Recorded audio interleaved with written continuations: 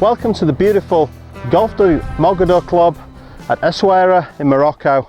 We're here this week with the grand finals of the 2015 HDiD match play tournaments. And I've come out onto the golf course after play to have a look at a shot which I saw several players being forced to play today. We're over the back of the green on the 8th of the north course where the event's being played. And you can see here there's a big drop off behind the green, a big collection area just over the back. Now this is a long par 5, it's quite a tough hole, and the approach shot is tricky because the green is not very deep from front to back. So I've seen several balls over the back of this green and been keen to watch how people deal with that. And one of the things that's interested me is how difficult this shot appeared to be. So I've come down here to have a look myself. We're going to talk about some of the key elements that are going to help you play the shot a little bit better and execute it well. So the first thing to bear in mind, the green here, as I'm 6'4" and a bit, so the green is about at my eye level. I'm about on the same level as the bottom of the flag here, so it's a good 6 feet down below the back of the green. There's a little bit of wind blowing, it's blowing across me from right to left. I've got quite a bit of rough to carry. I've got about a 25-yard shot in total to carry the ball. I've seen a lot of players, there's a bit of rough on the back, I've seen a lot of players today trying to play this shot with too little loft. Pitching wedge, maybe a gap wedge, getting back here, trying to force the ball either up the bank or using a wedge that they're perhaps comfortable with, pitching wedge being probably the favourite, and trying during the stroke to subconsciously add loft to get the ball up the bank that they're facing in front of them. So the key to this shot for me is a couple of things really. Firstly though, ensuring you select the right wedge. I've got a 58-degree wedge. These kind of turf conditions, Bermuda grass, which is quite fluffy and spiky, it's not particularly deep but it's quite spiky. It's quite important that, you know, for me, I've got quite a broad sole on this wedge. As a short game player, I have a tendency to maybe get a little bit too deep into the grass. So as you're going to find out in a moment, that broad sole is something that's really going to help me execute this shot. And I'm going to play this shot where I'm trying to get elevation and carry.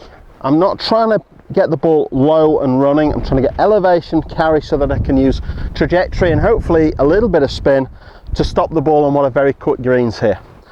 So as far as a golf swing is concerned, we go through our setup.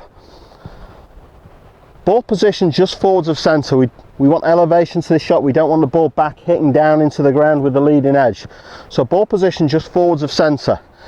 Here's a real key for me, shaft position very vertical. We don't want the shaft leaning forwards, de-lofting the club. We sit the club nice and vertical. We're going to get all of that broad sole sitting down into the turf there. So shaft nice and vertical, ball slightly forwards.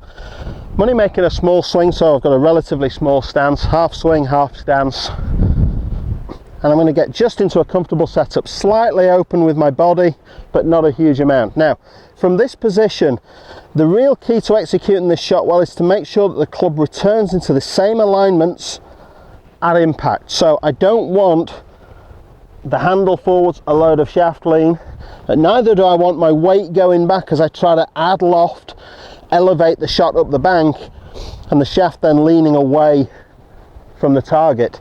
If I get the shaft too far forward, I get too much downward leading edge into the bottom of the turf. The strike's going to be compromised, possibly fat, or struck very high on the club face as we de-loft it. The second of those conditions with the shaft leaning back will move my low point behind the ball. I'll either hit the ground first, duff it into the bank in front of me, or I'll hit the ball on the up and possibly blade it way over the other side of the green.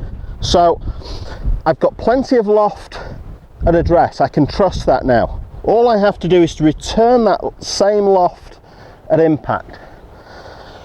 As a golf swing thought, the way I like to feel this, for me personally, this may be something that really helps you too, is my trail arm. Tendency for me to get the handle forwards. So for me, I like to feel like the club head is just overtaking me slightly. My right arm is straightening earlier in the downswing. If I can make this kind of feel and turn my chest to the target, I'll strike the ground with the sole of the club. If you're a player who's the opposite, you tend to lean back, you could perhaps try playing this with your trail heel up in the ground and swinging the club out in front of you a little bit more. So rather than backing in forwards and extend and just stretch the arms a little bit, again, we're still going to be maintaining the loft, so we'll still get a reasonably high flight. So here we go. Good setup. I've rehearsed just straightening the trail arm a couple of times. Let's go ahead and hit one.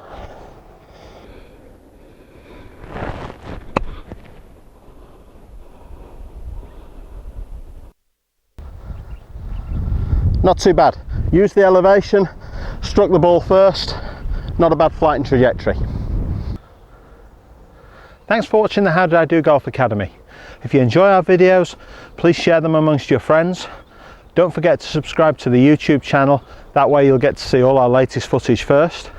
And for questions and comments, join our Facebook page or follow us on Twitter, HDiD Golf Academy.